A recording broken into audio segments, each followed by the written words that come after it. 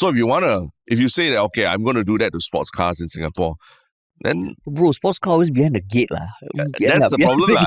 So again, these people not only lack nuance in their thinking, but also are lazy lah. They just go follow whatever someone from a Western country tells them to do. They don't think about the local situation and what makes less sense. SUV versus a sports car in Singapore. You have heard us talk a bit about the Words of Wisdom project, but what is it actually? Now, it's an initiative powered by Folklore and supported by MCCY, where we've been talking to Singaporean seniors from all walks of life to capture their invaluable life lessons as podcasts. Taxi drivers, researchers, teachers, and even ambassadors.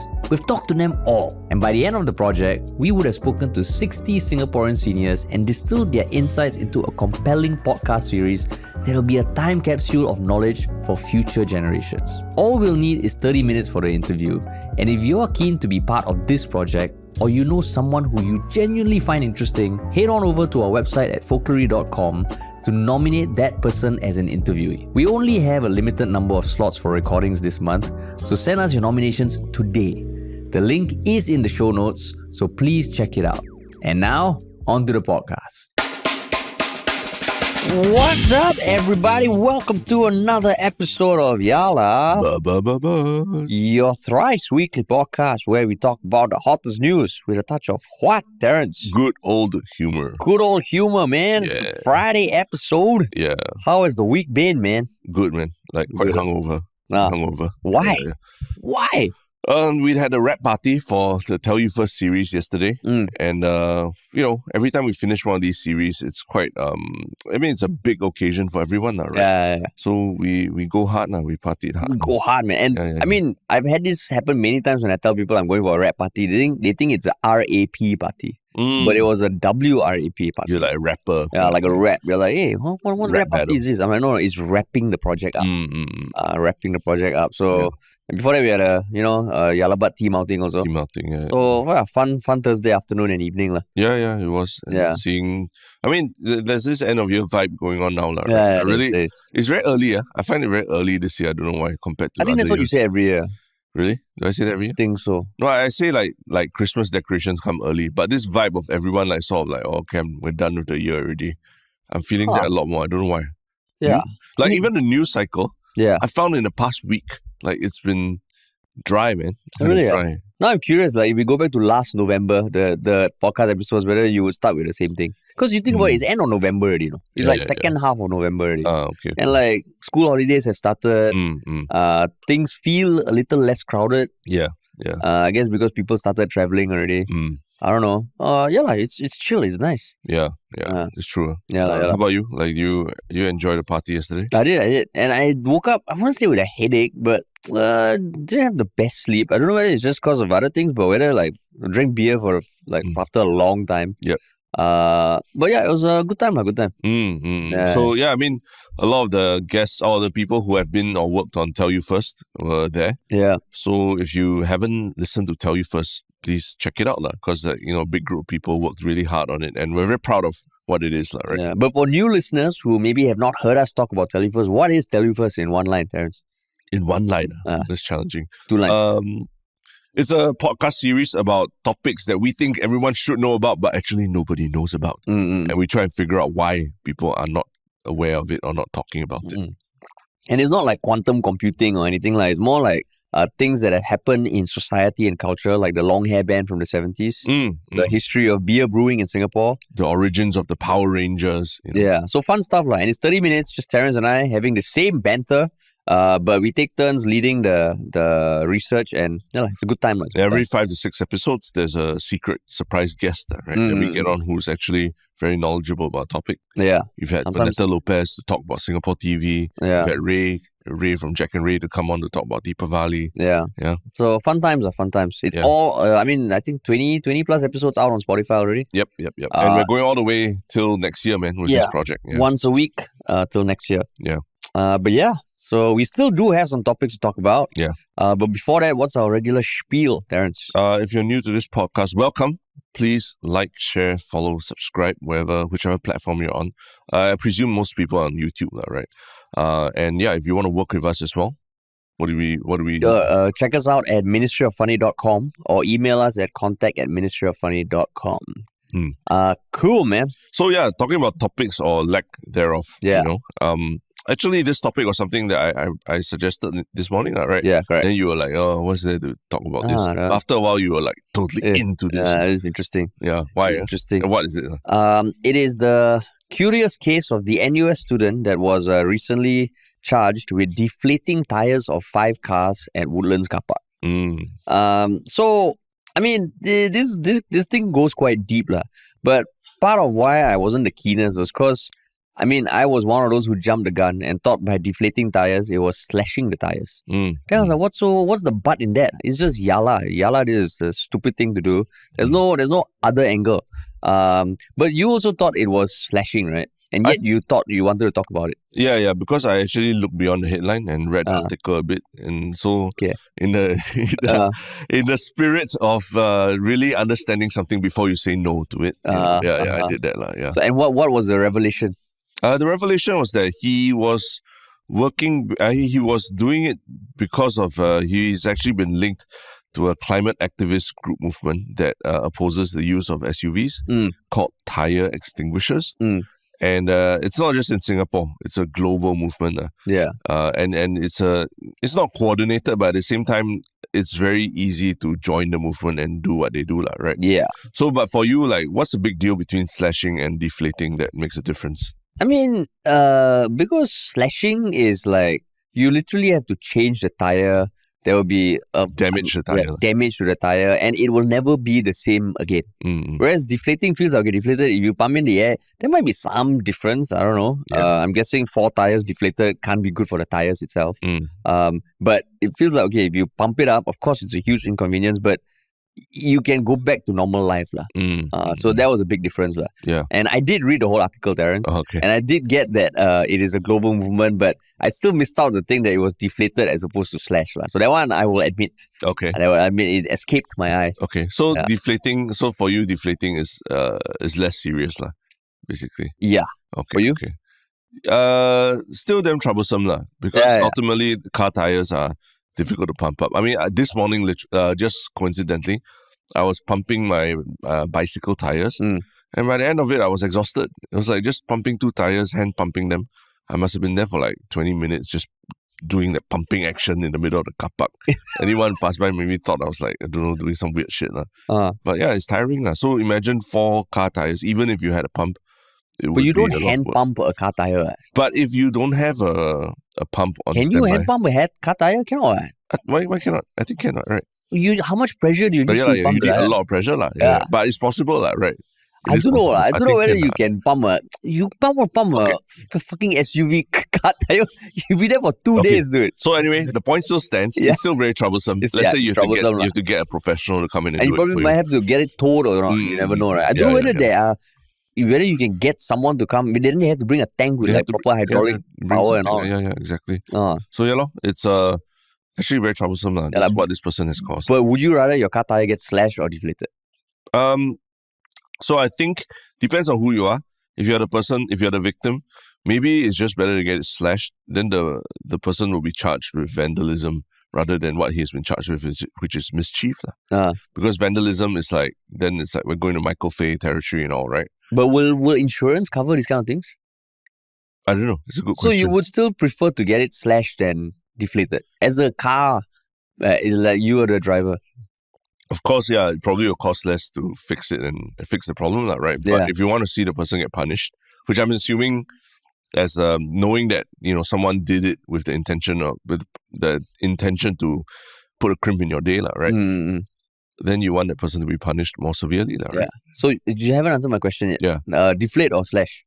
I mean, in my specific circumstance, slash he slashed it. Serious? You prefer they slash your car? Then the police will also take it more seriously, right? Yeah lah. Won't they? Yeah, right. They would lah, but then like you're willing to go the extra mile to pay more, do more for justice, is it? But like I said like I was pumping tires this morning. I can only imagine like even just someone deflating them, how much of a crimp it puts in your day, right? Yeah. And I would be really pissed off knowing that someone did it deliberately like that. I would still choose deflating. Do you want to be the bigger man and just let the person... No. The person should still get in trouble. Okay. But like slashing sounds like it'd be damn expensive also. Probably, yeah. Tires are expensive. Yeah, tires are not cheap, man. Yeah. But yeah, so this person, the more you read it, at first I also thought it was like, okay, it was just being a nuisance. But then there was this revelation that he was doing it for a purpose.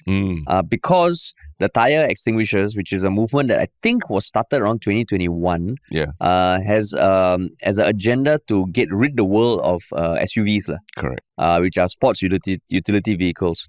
Because they say that, if you go to their website, which is what's the website? Tireextinguishers.com. Tire with a Y. Yeah, the British spelling of the tire. British spelling. Why are you doing this? So basically, they talk about how SUVs and 4x4s are disasters for our health, our public safety, and climate. They throw in some stats, like apparently the International Energy Agency found that SUVs are the second largest cause of the global rise in carbon dioxide emissions over the past decade.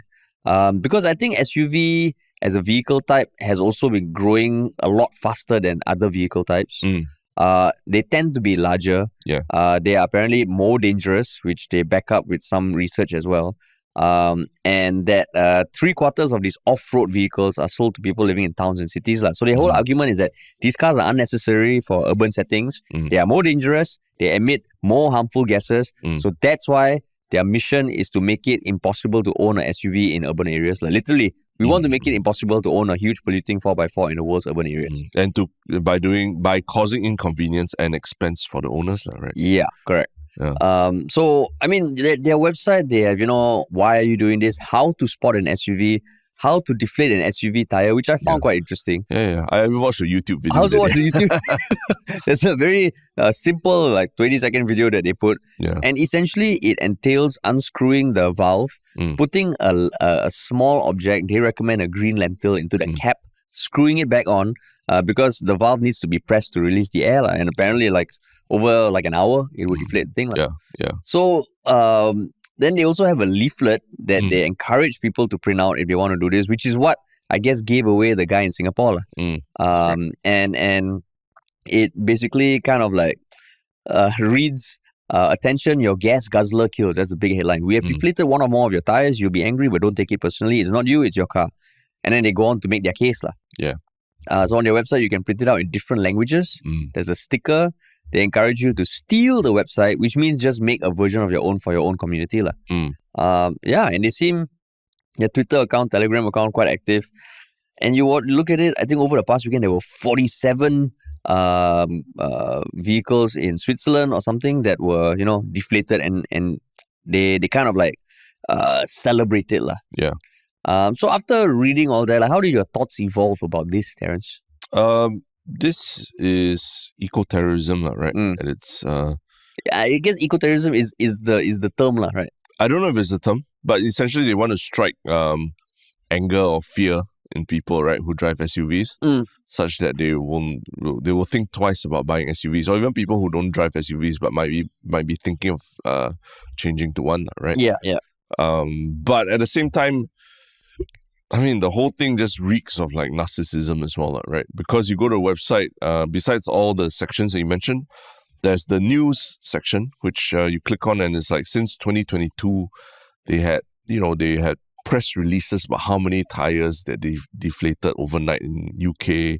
And then as recent as, I think, February 2024, first Romanian action, our 21st country, So things like that. They're really proud of what they're doing and gloating about it. And I can only imagine a young, impressionable NUS student, right, in this case, probably saw this and, found that it aligned with his beliefs and found it's a good way to feel like you're doing good in the world, having clout for yourself. And then because the website also encourages you to, it gives you a step-by-step on how to do this, right? And in the end of it, the step 6 after you've done everything, or step 5 and 6 after you've put the leaflet and done everything, is anonymously let the local press know what you've done, where you've done it, and why, And step 6 is send a report to tireextinguishers@riseup.net so we can keep track. So there's a whole community of people who are celebrating all this. And I can only imagine a young, impressionable student thinking that, okay, this is an opportunity for me to build up clout, right, with this community and feel like I'm doing good for the world. All these evil people driving SUVs and all, fuck them and their lives, right? Nothing is worse than climate change and all, which is damn stupid, yeah. So, How do you do you respect this kid for having the gumption to do this? No, I don't and I think it's more destructive if anything. But then, is it like you imagine these young folks who are really so passionate about this, like really so passionate about the world that they're going to live in 20, 30 years time. There are enough things happening that make you think that climate change, really is happening and we are not heading towards a good end, Correct. And let's say they've tried, to voice out, they've done this, then, but we don't see any change, right? And if this is their way of, just making a dent, making an impact, making people take notice, right? I don't know. I don't like the idea of this, but then I'm just thinking, the time when, I know we felt helpless, with that hook liquidation thing, right? Yeah. For 3 years, we were just strung along. We tried to do the right thing, kind of played out by all these corporate assholes. And at some point, I also felt, hey, they're not listening to us. We need to do something. Yeah. And I think we were thinking about camping out in front of a building and doing a live stream for as long, 1 minute for every $1 they owe us. And it felt like, wow, that's desperation. Is it not plausible that these young kids also feel the same? I mean, I understand the frustration. Yeah. But there are certain rules and certain laws that you have to follow as well, right?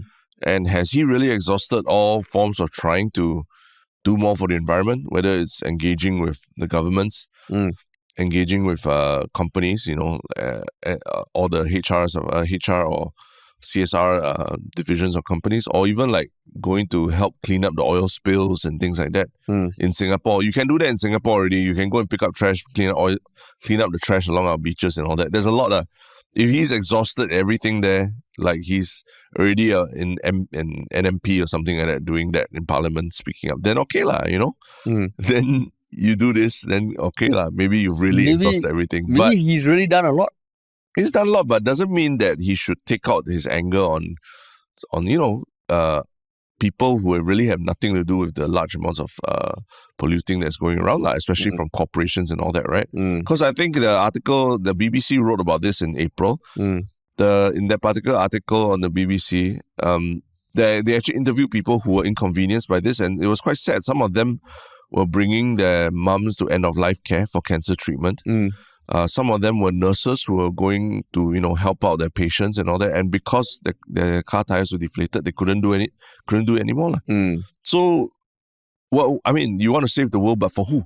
Right? These are the people who need the vehicles to go and do life-saving work, literally, right? And you're stopping them from doing that, So in what way is what you're doing any more heroic than what they are doing, right? Yeah. And so it's that's why I say it's very narcissistic to think that just because you carry out an act of vandalism, that means you are doing good for the world, right? When actually you are causing a lot more harm to people who actually live in the world right now. Don't talk about future generations. There are people in the world right now who are harmed by these actions. There's a note on the how to deflate SUV tire at the bottom in bold. Avoid cars clearly used for people with disabilities, traders' cars, even if they are large minibuses and normal size cars. But disability doesn't mean that I'm disabled, right? Yeah. You could be bringing a family member, you could be bringing a child or something, right?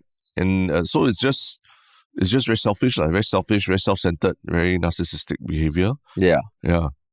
And I mean, don't get me wrong, I think this is damn dumb. Of course, yeah. This is damn dumb. Yeah. And I mean, I think it's one of those things that if you are a young person or old person, if you feel that strongly about something, that's commendable. But I think objectively, if there was some way to quantify the effects of this whole movement, it's going to be a net negative. Yeah. And I can imagine some people being, what? Fuck you, I'm going to get an SUV just to show you people that I don't give a shit about you potentially deflating my tire. Yeah. Because, I mean, the thing is, even if you look at the pictures, right, some people pointed out that, are those really the biggest gas guzzlers in Singapore? If you really wanted to take down or deflate the biggest gas guzzlers, right, I don't think you go to a HDB car park. Yeah, exactly. And some of the cars, they're not... You have the huge-ass Range Rovers, Mercedes G-Wagon, and all these kind of huge things that on on the roads, they really guzzle gas. So even if you want to stay true to the mission, I think your target is also a bit weak. Yeah. You go to HDB car park, you never know the profiles of these people. I think some people pointed out, actually, do you need to deflate the tire? You can just leave the leaflet on the screen. Yeah.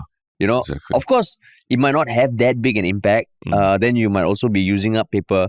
But this just feels like at the end goal, I think it gives them a lot of clout. It gives them a lot of good feelings, which, I mean, you can understand, but at the same time, it's a net negative. Yeah. And it really turns people against the good message of let's help stop climate change, right? Yeah. The other thing also is that it very clearly shows a lack of nuance in thinking as well. Because this tire extinguisher thing, I believe it started in the UK, right? Yeah. So, I mean, some people online, and I think we all kind of know that, right? They have pointed out that the cars, that are prevalent on the road in Singapore are very different from the cars that are prevalent in places like America and the UK, right? Where maybe there's even a chance that a lot of the SUVs here are the smaller SUVs. They are even more car efficient, more fuel efficient than like some sedans, right? In the UK or the US, where you've seen like those big Hummers and stuff that people drive. Huge. Those are a hell lot of like bigger gas guzzlers than any SUV out there, right? So again, like this whole action of just doing what the tire extinguishers websites tells you to do kind of shows a lack of nuance, right, about understanding the road situation in Singapore and all. Not that I'm advocating anyone to do this, right, but we all know, like, if you drive a sports car in Singapore, that's a much sillier thing to do, because in Singapore there isn't even a space to really speed and drive around very quickly, right? And we all laugh and not say laugh, but we also kind of like find it quite a silly thing to own a sports car in Singapore, right? So if you say that, okay, I'm going to do that to sports cars in Singapore, then... Bro, sports car always behind the gate. That's the problem. So again, these people not only lack nuance in their thinking, but also are lazy. They just go follow whatever someone from a Western country tells them to do. They don't think about the local situation and what makes less sense, SUV versus a sports car in Singapore. If you really wanted to go car park, then you go to like a hotel, the 6-star hotel car park. All those private hospitals, all the sports cars and all. Again, not saying do it. Yeah, but I think that's where he just wanted to be a hero, but then was just doing it the most lazy way, where he felt that it's easiest to get away. Yeah. And thankfully he got caught. I mean, if you really wanted to be targeted, then you target people's second car. Make sure they have a more fuel-efficient form of transport. Yeah, correct. Then the more indulgent one, that one you go, so then they can't say, right? Correct. So, you don't go HDB car park, bro. Yeah. It's like luxury cars, luxury cars are pointless, right? Yeah. By definition, they're just for luxury, right? Yeah. Then go for that, Yeah, and some more, he got exam, no? Yeah. His lawyer also said, I think asked for, his lawyer said, Chia is a student of NUS and it was now the exam period. Can the next mention of the case be after the exams? Oh, man. Well, hey, come on. And it's just like, then the parents also involved have to bail him out. Yeah. I mean, the sad reality is he'll probably get a lot of clout amongst the real hardcore activists. Because, doing something in Singapore that goes against the law is always going to be tricky. Yeah. And I think that's also different from the other countries that these tire extinguishers have struck. Because I think in the UK, there's no clear law that makes this illegal, which is why it's harder for the people to get caught. I see. Yeah, whereas Singapore, I think the laws are a bit more strict. Yeah. And unfortunately, because now this guy has been arrested and there have been articles written about him, he'll become, the website will probably pick up those articles and put them on the news section and celebrate the fact that Singapore is now, I don't know what, the 22nd, 23rd country that is doing this. And I think in the leaderboard, he'll be up there because Singapore, no? Yeah. He decided to do something in Singapore. Yeah. So he'll be champion. But I mean, he's also 21, which means he's 23, which means his name is in the public already. So, I mean, unless he's looking for jobs in like environmental agencies or something. At all, if he's looking for jobs at all. I'm not sure. After he graduates. I mean, they can carry a jail term of up to 3 months, a fine of up to 2,000 Singapore dollars for causing annoyance to the public. Yeah, it's not vandalism. But yeah, it just feels like, So yeah, I mean that's why in Singapore vandalism, I mean very strict laws against it, right? Yeah. That could even lead to caning and all. And I mean, some people pointed out, hey, this guy can't decide whether he wants to use American English or British English. Do you know why? Why does that thing? Because of how he spells tire. Yeah, no, because on the website, the leaflet, they have all the different languages. Yeah. And when you click the American English one, it spells tire with I. Yeah, that's right. And that's what he used. Yeah. Whereas the English one is the Y. So he was even too lazy to like use the proper one. I mean, we spell Singapore as TY, right? Yeah, so why he used American English? Exactly, yeah. It was the first one to click. Yeah, lazy, no? That's why I say he's lazy. Yeah, because leaflet is American English, Czech, a few other languages, then English. So if you really want to click on the first one, you click the American one, then you get the TI. Yeah. So, I mean, you think our young generation, the next young generation of Singaporeans, do you think this is a norm? Like, they're so woke until they're willing to, burn the house down versus like a bit more measured and everything? Do you think, the majority, what do you think? I don't know whether it's a majority, but I think, in some way, because there's a potential to get a lot of social clout by doing this, right? Yeah. That's a huge incentive, man. That's a huge incentive. I think the younger people are always going to be very charged up, which we shouldn't discourage. But I think it is more about how they go about doing it. Because, okay, for example, right, as you know, I've always liked saving the world, and back when I was doing something with a good friend and we were organizing a run to raise money for, I think shit. No, that's secondary to the clout that you got. Doesn't matter what you were trying to raise money for. Everyone carry on the story. Everyone knows you're just trying to do something good. Everyone knows. Don't worry. Everyone knows. Don't need to think about what the cause was. The cause is not important. It happened a long time ago. Cause is not important, obviously. No, I'm saying this, and this doesn't even the story doesn't even reflect good on me and my friend. So we were wanting to do a run to raise funds, and we were like, okay, everyone's doing a run. Let's do something different. Let's do a backwards run. Yeah. And I think you helped film the video. Oh, yes, I did. Yeah. But I was helping you. I know. And that was the final iteration of our tagline and all. So the initial thing that we launched the Facebook page was, I don't know if I told you this, we were thinking, let's think of a catchy title, like we really want to drive home the message. So we called it a backwards run for backward countries. Oh my God, just saying it sounds so fucking terrible. Yeah. And we were damn proud of ourselves. Yeah. Until we launched it and then people started messaging us. You're like, you're raising money for a cause in one of these countries. Yeah. And you are labeling it as a backward country. Yeah. Yes, the title is catchy. Then we were like, oh shit, that person has a good point. So we went with our tails between our legs and we changed the name. Okay. But I was saying that at some point, I also thought that was a good idea. And so did my friend. Yeah. But it was thankful that it didn't go like crazy viral or something. And there were people who reached out and politely told us, I think what you guys are doing is not the best idea. In poor taste, right, in poor to say taste, the least. Yeah. But you didn't break any laws, right? But it would have been a horrible thing if we went ahead with it. Yeah, but you didn't break any laws, right? It's just in poor taste. It's in poor taste. It's in poor taste. I think that's a big difference, right? Like, I think we've spoken about this where I think there's a lot of energy. The younger generations can be very hardworking. Yeah. But sometimes I feel that they direct a lot of their energy towards certain causes without really questioning what are the incentives for these people behind these causes to do what they do, right? If there's money or clout or something involved, and then at what point will you realize that you might be a useful idiot for them to use, right? And I would think in this case, this is an example where this kid has become a useful idiot for those people who are behind that whole tire extinguisher thing. But the people behind the tire extinguisher, they also remain so anonymous. So how do you know what they are in it for? They say they're anonymous, but who knows, in their own community, they might be superheroes. There was a Vice article that was written in 2022 where one of their reporters actually went on one of these missions and they hit the names of the tire extinguisher folk for, you can understand why. And they said, some of them were from TEHQ. So there is some sort of hierarchy. There is, yeah. It's anonymous to the public, but maybe within the activist community, they're like, hey, the guy, that girl is TEHQ. Yeah. Every article, every incident that is reported is a feather in the cap for them. Right? It's a feather. And then one day, if they really want, they reveal. Yeah, they reveal, and then they'll write a book of memoirs and sell, become a New York Times bestseller or whatever.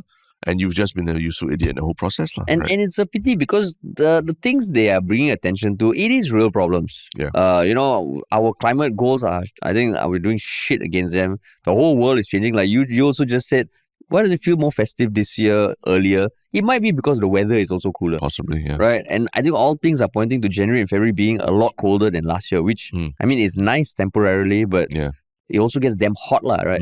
So things are changing. But when you see things like this, it seems like that, the ones that you throw the oil on, tomato paste on Mona Lisa, stuff like that. All that, yeah. It all feels, yes, you bring attention, but it almost feels like, oh my God, you almost push people away from the cause, which is annoying, Yeah. Maybe this one, if they wanted, they just put like another obstacle in the tire, so that people have to do a bit of work, but it doesn't mean that they cannot drive off, Oh, okay, but you could still end up damaging the tire somehow, right? So I mean, people say, oh, what? Yeah, actually, at the end of the day, him printing the flyers, that's not good for like wastage, right? Second thing is like, now you've deflated the tires. People who want to get it fixed, a lot of them will have to get the cars towed away, which means a truck will come and then more gas will be guzzled, right? Unless your Terrence are where you can hand pump your car. And even I pump already, after I very tired, I go and like drink. I need to drink more juice or something. That juice needs to be delivered to the vending machine and everything downstairs and all that, right? Yeah. So at the end of the day, it all kind of balances out, except that you've just been an asshole to another person. But in the grand scheme of things, Terrence, that's their mission, right? Their end goal is to make it, even for someone who's buying an SUV, to think, oh shit, it might get deflated. I think last time we talked about it, right? What is cancel culture? We tried to define it a lot. And this kind of like, it's kind of in the same vein as this kind of activism where it's very organized, right? Yeah. The steps are so simply laid out. The templates are there in PDF for you to go and do yourself, right? And that was what was, I think, very scary for people about cancel culture, 5-6 years ago, where people were like, oh, let's all work together to cancel Xiaxue, for example, and here's a template you can use to send to your MP and all these people, these companies that work with her and all that, right? This is the eco-terrorist version of that, right? Yeah. Where they make it so easy for people to become eco-terrorists overnight. And like for anyone listening who thinks that the terrorist word is being used a bit too loosely, right? There was an article in 2023 where it was written about this activist who drilled holes in the tires of more than 60 SUVs at a car dealership in the UK. And if you read it, right, if you replace the words, it could totally be a terrorist attack, because in the third paragraph, the tire extinguishers claim responsibility for the sabotage in online posts several hours later, saying that an independent cell had carried out the attack in their name. You read it, I'm like, holy shit. They really see themselves as like this anonymous eco-terrorist group. And they said it was justified because I think a few days before, there was a Land Rover that crashed into a school fence at a prep school nearby, killing two young children. So if you look at it, like, okay, there were 2 deaths which are horrific, but then they went like next level and drilled holes. I think they broke into the showroom. Broke into the showroom and they claimed responsibility for the attack. So then you really like, oh shit, I think reading that made me think like, oh, these people are extreme, man. Right. And what is the line between, deflating shit and doing something more extreme, because they have done it before. So that is scary. They have damaged property before, right? Yeah, exactly. So literally their statement, Tire Extinguishers firmly believes that their action is a necessary escalation to try and stop these vehicles from wrecking further lives and continuing to push the worsening climate crisis off the cliff edge. Yeah. Nuts. Yeah. Crazy. So hopefully, I think they need to make an example of this kind of behavior. Make an example. Yeah. As it needs to be. We need to show that this kind of thing can't be tolerated, even though he didn't damage property per se. Yeah. And then now NUS also has to step in. Then his exams how, dude? I mean, if anything, I would think someone like that should be suspended from the school. Right? Not even considered to be taking exams anymore. Crazy, yeah. But yeah. Oh man. Everyone's trying to save the world somehow. Our government agencies also are trying to make things better for Singaporeans by using cute little mascots, right? But the latest mascot has got people discussing quite a bit. And what mascot is this? Actually, it's more the latest reappearance of a mascot. Oh, okay, yes. Yeah, because the mascot was created in 2022. So this mascot is none other than Toilemon. I guess it's a play on Pokemon or Doraemon. Toilemon. Yeah. So it made a return in 2024, but was first introduced in 2022 as part of the Keep Singapore Clean campaign. So it's one of the Keep Singapore Clean Supermons introduced by the Public Hygiene Council. I initially thought it was Super Mums. That was like, sexist. Supermons. Yeah. So on 21st November this year, it also made an appearance at the Cleaner Public Toilets campaign 2024, which happened at the Senja Hawker Centre. Is it Senja or Senya? Senja, I think so, yeah. I don't think they will have like the Spanish pronunciation of J. So Toilemon. So there are a whole bunch of mascots. And I think even some, government officials were there. So, mascots, Toilemon. Yeah. So then, when you look at the Toilemon with these two toilet rolls as eyes and the toilet seat cover as a mouth, doesn't it make you want to aim better when you pee? So, I mean, the funny thing is that I think when it was first introduced in 2022, it was more about individual awareness, right, or behaviours about individual awareness when it comes to public restrooms, right? Apparently now is a shift away from that, and they are focusing more on collective action. That means it's not just Toilemon. There's also Trashamon, and what's the third one? Trashamon and Trayamon, right? Trayamon, yeah. Oh, Trayamon. About returning your trays. Yeah. So collective action, meaning I think in all aspects of your life, please be considerate and be neater, right? Clean things up. So, yeah, I mean, the good thing about mascots is that I think kids are very attracted to them, right? Regardless of how ugly we adults think they are. So I think it's okay if these mascots work to, make people more aware of certain behaviors that they should have, like returning trays or clearing their trash. I mean, subjective, right? Talking about it being ugly or anything like that. Yeah. But for you were very riled up by how it looks, right? I mean, it's not how it looks, okay? Some mascots are cool and all. It just feels like, okay, so for context, right? There's actually an illustrated storybook for younger folks that features the Supermons. It's called Captain Green and the Supermons. So for context, Captain Green, he's the person who recognizes the gravity of the crisis and calls upon three formidable friends known collectively as the Keep SG Clean Supermons. Yeah. There's Trashamon, the friendly ranger, may appear imposing at first glance, but he is a dedicated leader in the mission towards a litter-free Singapore. Yeah. Then there's Toilemon, advocates keeping public toilets clean and hygienic. And then Trayamon, with a penchant for neatness and order, gently reminding us to always return our trays. So there's a link to the illustrated comic. And I mean, it actually looks quite interesting. It's not too long. Yeah. My distaste for this whole mascot thing is like, okay, if it's targeting kids, I guess, especially now that I'm a dad and all that jazz. But, how there was all that mascots on the train asking you to back down Benny and all that kind of shit. Yeah. I can't imagine that having any impact at all. And yes, that's right. That's a good point. That those mascots, they were trying to speak to adults like you and adults, I. Right? But the use of mascots, I feel for adults is kind of silly. Yeah. But for this one, because it's very kid-centric, I actually think, okay, it's an effort. It's quite cute and all. But it's kid-centric just because of how they look, right? I mean, if there's a comic, and I've read a few of these, okay, maybe not the toilet ones. I've read the ones about family in Singapore to my own kid, right? Like the, Becky Bunny. You've seen the Becky Bunny one that's around. There's this bunny family mascot that you will see at a lot of family-centered government events in Singapore. And it's about how to treat each other very respectfully and all that as a family.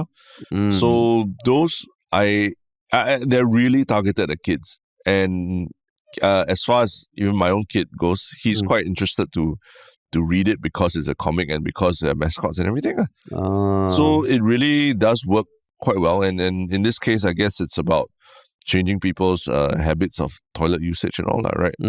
I mean, for you, this one also, a lot of these messages also very important, right? How to keep toilets clean and all. Yeah. Even when using bidet and all these things. Don't need to go full Changi Jewel and spray everything. Right, Harish? Right?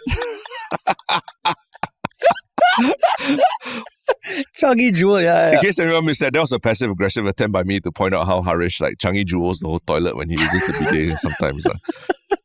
It's more the ricochet lah. I don't know what you do lah, but it's a fucking it's like it's a rainforest in there. We needed to have a chat about it a few years ago lah. But since then, it's been very targeted lah. Very targeted bidet action lah. Bit more. Yeah, very targeted bidet action. But you turned me off how do you use bidet until it's everywhere? You tell me that because of that turned you off, is it? But since then, I've been like the seat is dry as a fiddle after I use it. Yeah. It's just that it was like one of those things how do you tell people that the toilet habits are So how long were you tahaning it before you told me? Quite early lah, right? Quite early lah, because generally I don't, with you I'm just generally more, I just tell you straight up. But I'm just pointing out that toilet habits are important to instill in children from a young age because they don't know, they think that they're being very clean, but actually maybe it's inconveniencing others. Yeah. And generally I'm clean. It's just that one thing that, I admittedly did not realize that because when my wife and I started living together also, I was like, oh shit, actually, yeah. Oh, she also gave it to you? No. But you need to realize that, the toilet is used by... Because you grew up in your family, maybe your family uses the toilet a certain way. Yeah. But other people come, then there's a different way. Different way. So those days of Changi Juling the toilet is gone already. You see how much easier would have been if I had this comic and I could just pass it to you. Hey Harish, this is a comic about how to use the toilet more cleanly. Maybe you tell me that will work as an adult. So maybe that's the thing. These mascots, if they're targeting kids, sure, but maybe when I saw this, I had PTSD from the whole back down Benny bullshit. Correct. Yeah. I feel mascots, when you're trying to target adults, then it's a mixed bag, right? Yeah. And I mean, if you want to target adults, there are more fun ways to do it, because then the comics can be a lot more grim, a lot more gritty, darker, or just listen to Jack Sim talk about toilets, right? If you go there and tell these mascots, you all are gaslighting all of us. You all are the problem. That would be great to see Jack Sim interact with his mascots. Yeah. But at the end of the day, if it's for young kids, then I would say, then I can understand more. But if these start appearing everywhere, such as when I'm taking a piss at the public urinal and there's fucking Toilemon staring at my face, right? Yeah. Then I'll be like, hey, yo, man. Too much. No, this is too much. Yeah. This is too much. But generally, the design of the Toilemon, are you very against it or what? I mean, let's say if I could choose to be one of the mons, I wouldn't choose Toilemon. Then which mon would you be? I think Toilemon. Toilemon. Yeah, because Toilemon got 3 eyes. Trashamon has only 1 eye. That means it's hard to gauge depth and all. So how is he going to pick up the trash? Yeah. Right. And then the Toilemon has this a duck. It's like a duck like that, where the mouth is it's a big, damn big mouth. Yeah, it's just something a bit creepy about it. If you're asking kids go and scrub with the big mouth. smile, right? Yeah. Please put the brush in my mouth and scrub it. A bit weird, Whereas the rest are more traditional monsters, I would say. Labubu looking kind of monsters. Toilemon cool, Toilemon cool. But Toilemon. So I wonder even the people in the mascot costumes, right? Whether they cannot assign or they have to pick. Yeah.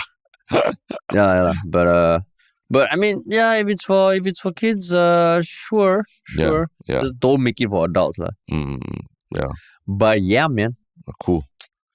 So, end of the week, what is your one Shiok comment? Do you have yours up? I need to pull mine up first. Okay, let me pull mine up as well. Yeah. Okay. So, someone had a comment about. I mean, it's nice to see people kind of suggesting things that we can do for our upcoming live show. I mean, the call was for us to promise something extra to entice people to buy tickets. Well, we're sold out. Yeah. So we don't need to kind of entice people to buy tickets for this show, but maybe for next show. But there was a suggestion from mucus_membrane_88. They weren't able to get tickets to this live show, but a prop Subaru bonnet fashioned as part of their table would be nice. And at any given point in time, Harish and Terrence has to keep one limb touching the table until end of the show. Whoever loses buys the entire audience an extra drink. Yeah. So, I mean, like, if anyone has any ideas, right? Because for this live show, like, this is our second live show of the year, but we want to do more in 2025. And we're starting to think, okay, like, it's cool that we have the opportunity to do this. Does it need to be just a podcast? No, there's a lot of things that we can add on that will be just for the audience that in attendance. So if anyone has ideas, right, just put them down, man. Because we want to make it a cool, epic show that has stuff, the podcast, of course, at its core, but stuff around it as well. Yeah. So I appreciate the suggestion. Yeah, every time we've done a live show, we always think about, okay, how do we make it something really quite special for people there, right? That is not just literally watching us talk like how we would in the studio. There's something more to it. Correct. So yeah, man, that was my one Shiok comment. What about you? My one Shiok comment is from episode 589 on Reddit about the big tech employees and the hawker centers on the hawker canteen culture, right? So EJ Sinon says, recent episodes on the hawker canteen culture left me thinking, it used to be that anyone who worked hard was able to send their children to university. So when and how did these opportunities end? Have we become so rich that there's really no place for low-paying jobs to survive? Back in my school, my tuck shop drink vendor apparently had 2 kids that graduated from university. So working as a drink seller in a tuck shop was possible and sufficient. So in our quest to reach higher peaks, are we really leaving our less fortunate behind and telling them to sink or swim?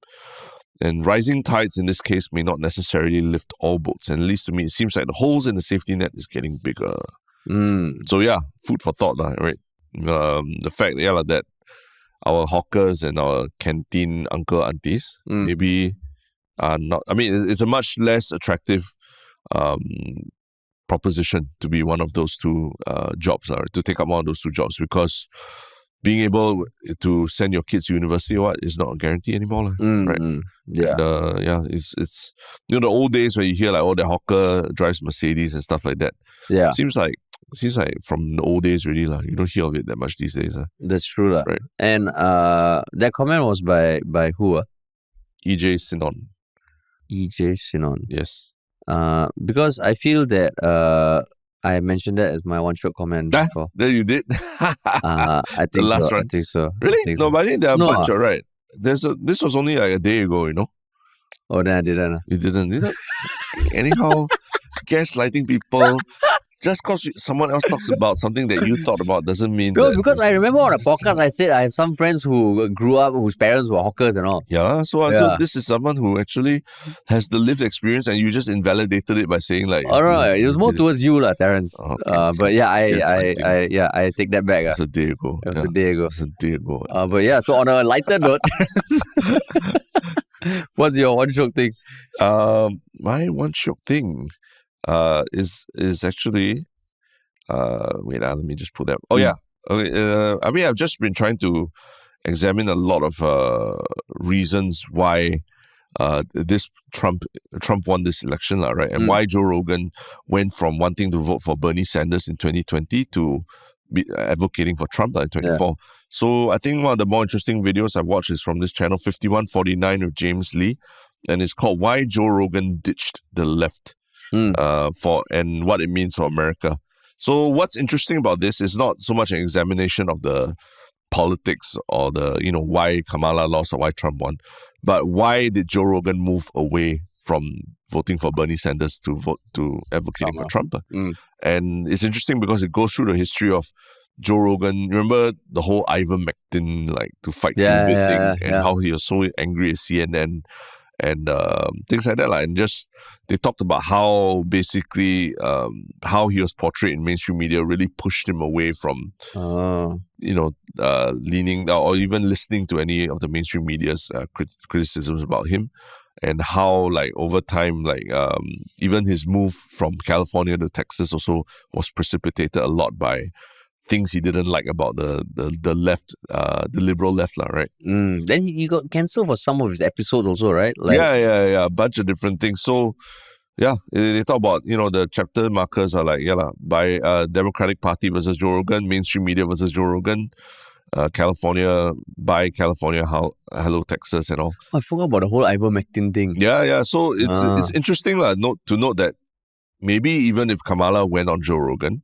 he might not have given her, as much of a platform to really shine as he did Trump, Vance, Elon Musk as well, right? You know, so but it really tells you Joe Rogan as an institution really shifted away from the left in the last 4 years. There's all this talk about how Elon Musk also shifted away. Yeah. Right. Because I think there's this one interview with Peter Thiel and the founder of Palantir, who is one of the early PayPal mafia, who also said that you look at Elon Musk 20 years ago, he was all for, greener energy. That's why he invested so much in Tesla, right? Because he believed in climate change and all, which is like now it's a big part of the left, but even he has been pushed away because he said no one signed up for an intellectual straitjacket. I think it's the same thing like that. If you don't agree 80%, 100% with what the left professes, you are not considered part of them. Which, is interesting. Yeah. Cool. My one Shiok thing is there's this YouTuber called Anthony Po who does some interesting stuff. Like his most recent thing was at the end of October, he and his very small team organized a Timothée Chalamet look-alike contest. Oh, yes. That had like a $50 prize. It was just a shitty A4 page banner that they just posted around New York. And 2,000 people showed up at Manhattan Park, including Timothée Chalamet himself. Yeah. And now it's being copied around the world. And I think there are like Harry Styles look-alike contests and all. And I mean, they talk about like, he does these kind of stunts and it's just one of those that he said, it's just a fun thing to bring people together. There's no damage, there's no negative side of things. And I thought it was interesting, because rarely do you see these kind of things happen anymore. I think for a while on YouTube, there were a lot of things like people, you see these little things pop up, then COVID killed all this. Then now seeing this again is quite cool. When you say things happen, you mean like these kind of things, physical kind of events. I remember, with flash mobs. Flash mobs long ago, but when Casey Neistat did that Halloween thing, the skateboard down New York and all, that was pre-COVID, right? I mean, Casey Neistat was pre-COVID. Pre-COVID, and it just felt like, shit, there's something very nice about doing something cool in a public space that doesn't get hate. It's not universally hated, but it just feels like, people watching that, that's cool. And this one is just fun. And Timothée Chalamet himself showed up, which is damn cool. I see. So there's a video that they did documenting it, and I thought it was pretty interesting. Got it. Yeah, man. Who can we do in Singapore for a look-alike contest? Who? Gurmit Singh. Phua Chu Kang. Phua Chu Kang is a character already. It's not a real person. This one is so ridiculous because it's a real person. Yeah. And then he showed up, right? Him showing up was a bigger thing. Benjamin King, no. Yeah. Okay, but cool, man. Awesome. But yeah, so remember, if you're new to the podcast, old to the podcast, it would be great if you could tell at least one person about us who may not have heard of us. Follow us on YouTube, Spotify, Instagram, TikTok, and Reddit. Yeah. And if you want to work with us, please check out ministryoffunny.com or email us at contact@ministryoffunny.com. Cool, man. Thanks a lot for listening, everybody.